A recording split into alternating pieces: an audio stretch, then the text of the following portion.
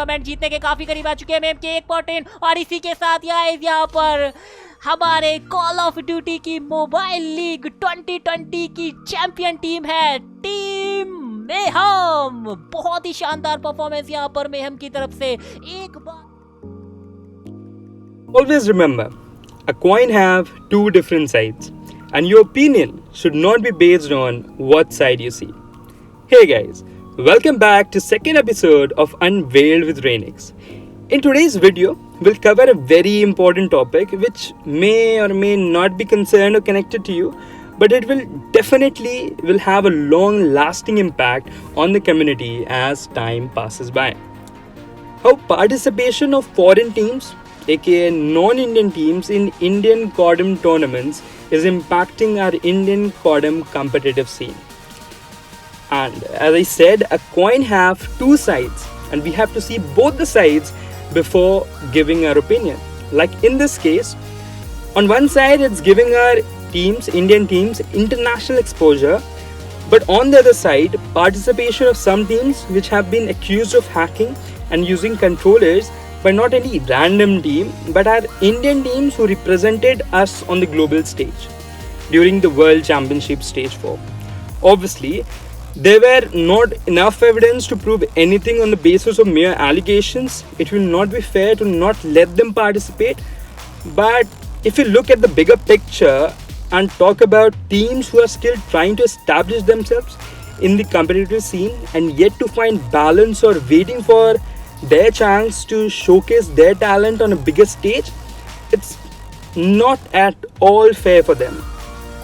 As in India, most of us struggle with poor internet connections, which brings ping issues, as well as most of the players play on a low-end device like Redmi, Oppo, Vivo and whatnot, which anyway pull their performance down.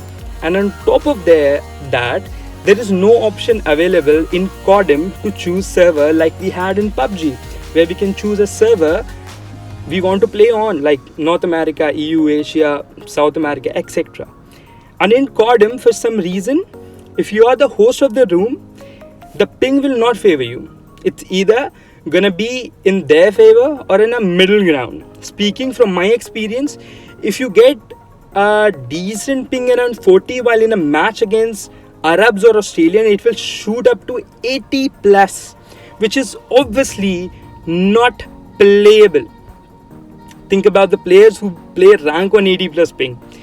They're not in their wildest of dreams can think of even competing against foreign teams, which eventually is resulting in players leaving the game and slowly moving towards other titles.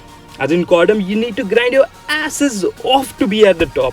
You have to be updated with the ever-changing mechanics of the game. The players have only one way to get sponsor and stabilize their esports future, and that is domestic tournaments. If international teams will take their spot in those tournaments as well, the whole point of great growth is taken out and dumped in the shadows of darkness.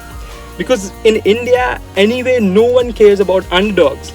Once the team get a sponsor, no matter how bad the team is, no matter the team has zero achievements, that team is given all the free slots.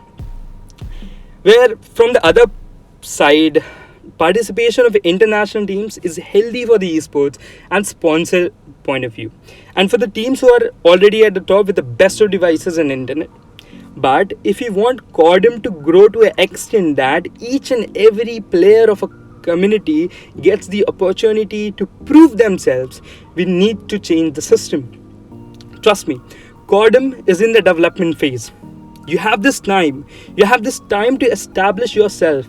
Now tournaments have slots. Tournaments slots are not reserved for top teams. Later on, it will be same like in PUBG, where you have to grind your asses off to be able to participate in a normal tournament.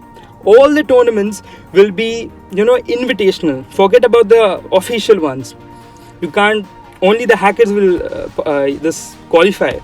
This video is not meant to give hate to non-Indian teams, but to make the organizers and the players understand that we as a community are on a path of slowing down our own growth.